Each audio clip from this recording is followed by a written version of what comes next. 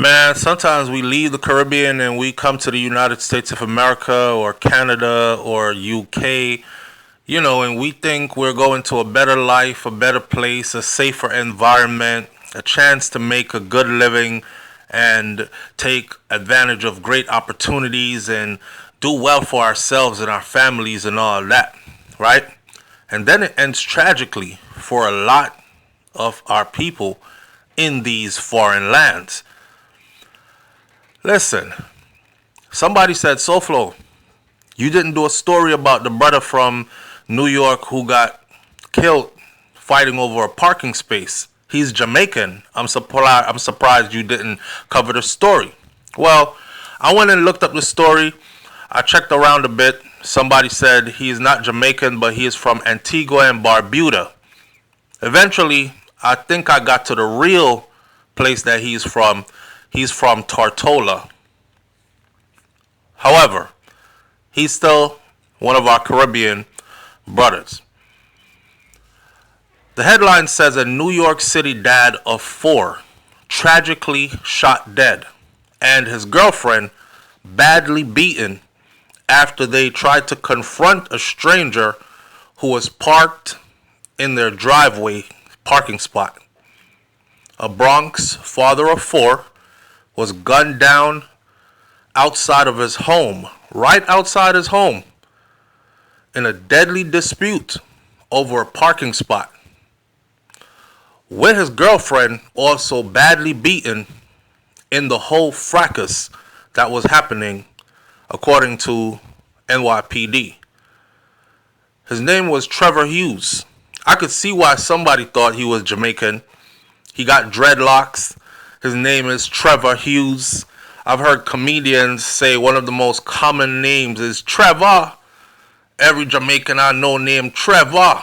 Somebody knows a Jamaican that's named Trevor. Hell, Busta Rhymes, famous Busta Rhymes, real name is Trevor. You understand? Trevor Hughes. He was 49 years old. He looks about 10 years younger than his age. God bless his soul. He was shot shortly after 2 a.m. wee hours of the early morning, but he was just getting in from work. He got into a heated exchange, an argument with a 46-year-old ex-convict by the name of LeVar Davis, whose car was blocking a driveway where the hard-working dad of 4 had paid to park next to his Fowler Avenue home. This is his paid parking space, right? So all he wanted was for this person to, get up out the parking space, man, so I could park, so I could get inside. It was all over the damn parking space, his brother said. He took all the steps that he was supposed to take when you want a car to be removed from blocking your driveway. A patrol car came, and all they had to do was ticket the vehicle. Ticket the vehicle. Get it towed. That's it. All my brother wanted to do was to get inside of his house so that he could lay down and get 4 hours of sleep so he could get up and go on to his next gig. He had to do a DJ for a brunch, which is one of his hustles. Play music, DJ, that's one of his hustles. Prosecutors said that on Monday, Davis, the shooter, he fled the crime scene, but the cops caught up with him at his girlfriend's apartment.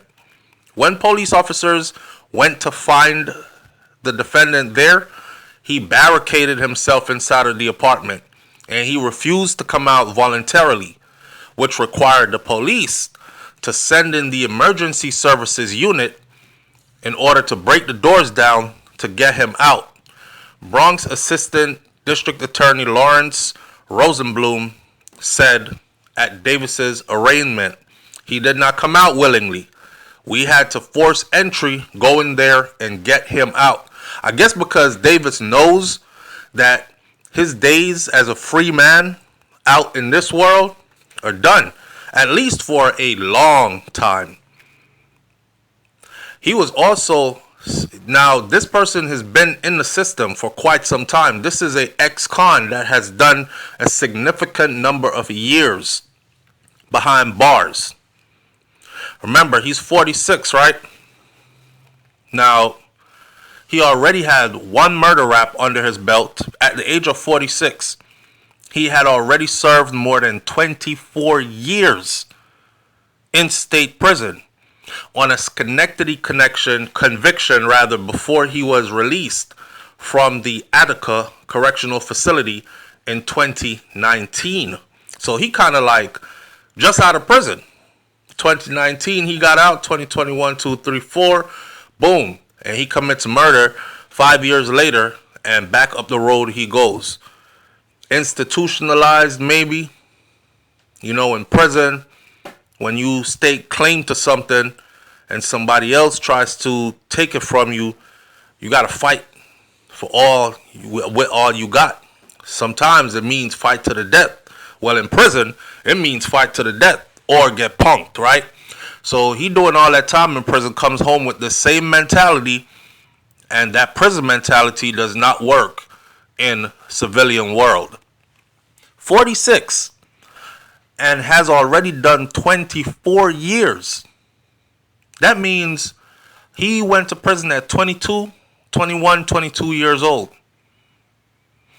Came out at 40. Well, I don't know how that goes, but I'm not even going to do the math for it because I'm sure I'm going to be off. Because at the point where he actually killed this guy, he had already been out for 4 years. So he was 18 or 17 when he went to prison and caught 24 years. I'm not going to try to even go around this, but we all have common sense. We all heard the stories. You know what happens to a young teenager when they get sent to an adult prison. You 18, you a young teenager. 18, 17, and 16 is like the same age for me. You get sent to an adult prison with hardened criminals, it gets treacherous in there, right? You're going to have to do all kinds of things to survive. So these people come out not so well in the head. And eventually, who does not get help, healing, they reoffend. Now, he was also separately sentenced to an assault in the first degree, and he received what's called a concurrent sentence between 10 to 20 years, also out of Schenectady County. So he had a murder charge that he got 24 years for, and he got a separate charge that he got 10 to 20 years for, but the judge ordered that be run concurrent with his murder charge, so he ended up serving. Consecutive would have meant that he would have had to do the 24 years for the murder and then start doing time for the assault charge that he had. But judge said run it concurrently, and that's how he was able to came out. He is known as a career criminal, right? And the career criminal is on lifetime parole. You know what that means? That means you ain't never getting off parole. You will always have to check in with the parole officer. You could always go back to prison and get more time based on whatever infractions happens. So no wonder he barricaded himself in his girlfriend's house, because he knew it was over for him. Out on parole and commits murder, you're probably never going to see the streets again. Judge Harold Barr ordered that Davis so far be held without bail. Now Hughes, the brother who lost his life, he was also a grandfather. That's a young grandfather. He worked as a DJ, he worked as a locksmith, and he helped out the neighbors as a local handyman as well. His brother and his neighbors said. They said that he came home from a gig only to find this car parked in the spot that he paid his neighbor to use. So he assumed that it belonged to one of the patrons from this troublesome bar, club, nightclub around the corner called Absoluto. No parking signs were even affixed to the gates of the driveway. Hughes' brother, who asked not to be named, he said that the victim went to the club, which is his brother, went to the club and reported there's a vehicle parked in somebody's driveway around the corner. Whoever drives, you know how you in a club partying and you hear, whoever drives the red ML350 Mercedes Benz that's parked outside around the corner, license plate DLC127, please go and move your car right now before it gets towed. He did that. He went in there. He didn't want to call a tow truck just like that for people's stuff, right? He was being considerate, man. He could have easily called a tow truck, get it towed, go inside, mind his business. But nah, he was looking out for people, so he went to the nightclub. He asked them to notify whoever that car was for because he thought that the person might have been inside the club enjoying themselves, right? Now, when the owner returned to the car, they started exchanging words. The owner for the car is heated. Before things turned deadly, one of the neighbors who witnessed what was happening, whose surveillance camera also captured some of the confrontation, she said, the guy goes, "What's going on? You want to get it out? I'll get the gun out for you." And she was like, "What? I'll get the gun out for you." Then all she heard was boom, boom, boom. Right in front of his house. Right in front of his own house. Over his own parking spot. And then the cops came with the ambulance because after they shot him, they beat up his girlfriend. I mean, they didn't just beat her a little bit. According to the neighbor who witnessed it and her door cam caught some of it, she said they didn't just beat her, they beat the hell out of her.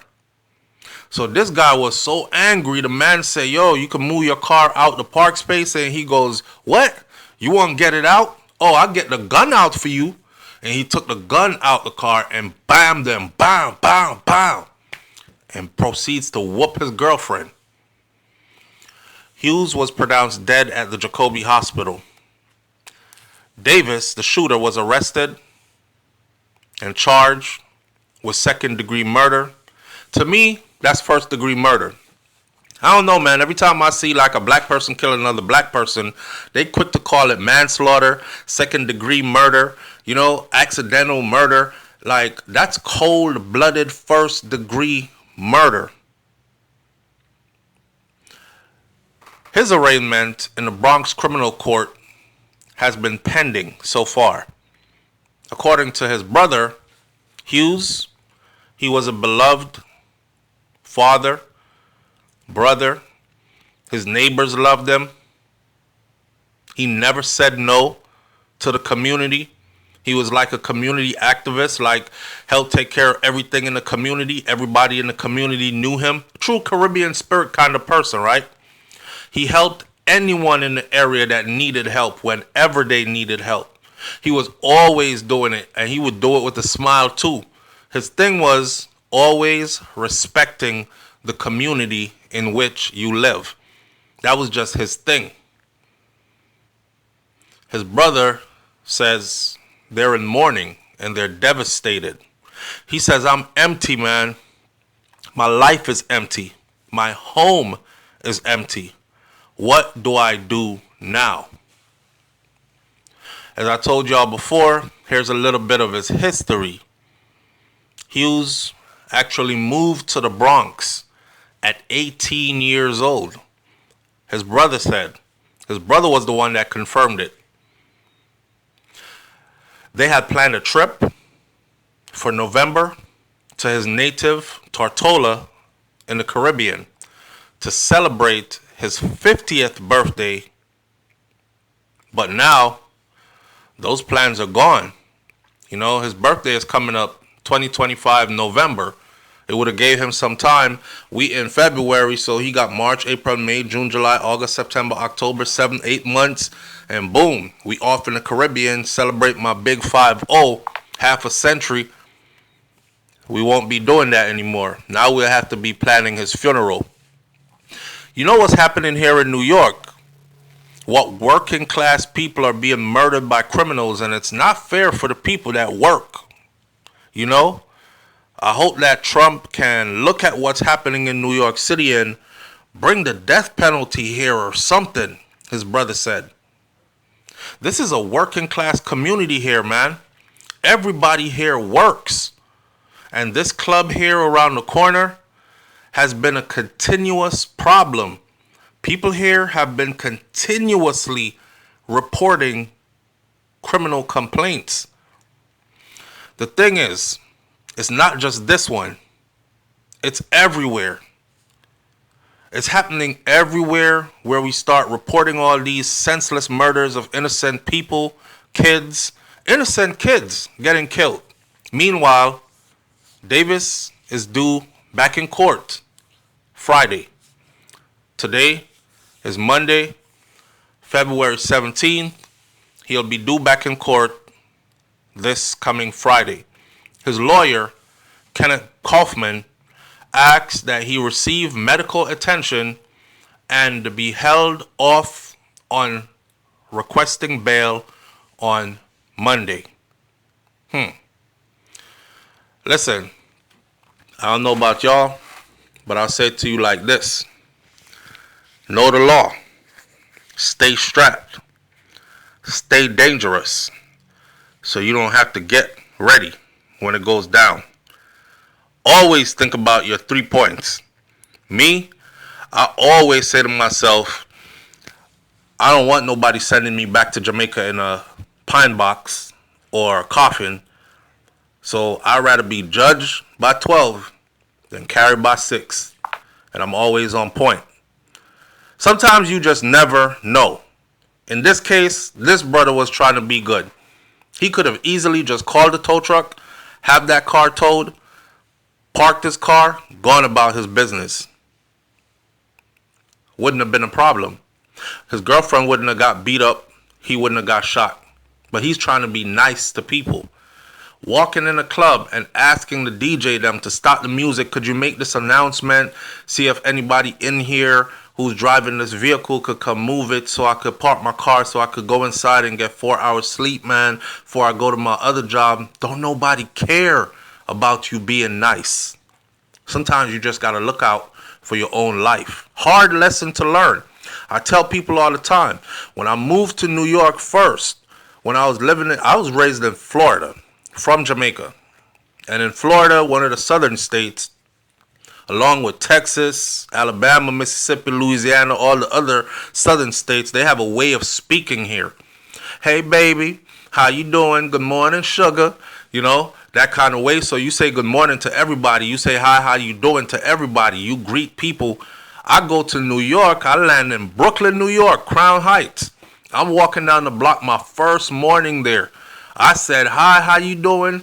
Hi, how you doing? I'm passing people. The first dude I passed 2 ladies and said hi first.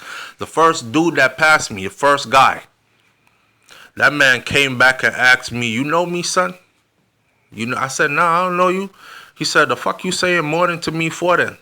About good morning. Ain't nothing good about the fucking morning.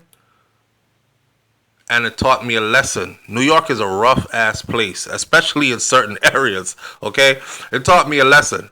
And all the years I lived in New York after that, I never walked down the road and said good morning to anybody else. That was my welcome to New York.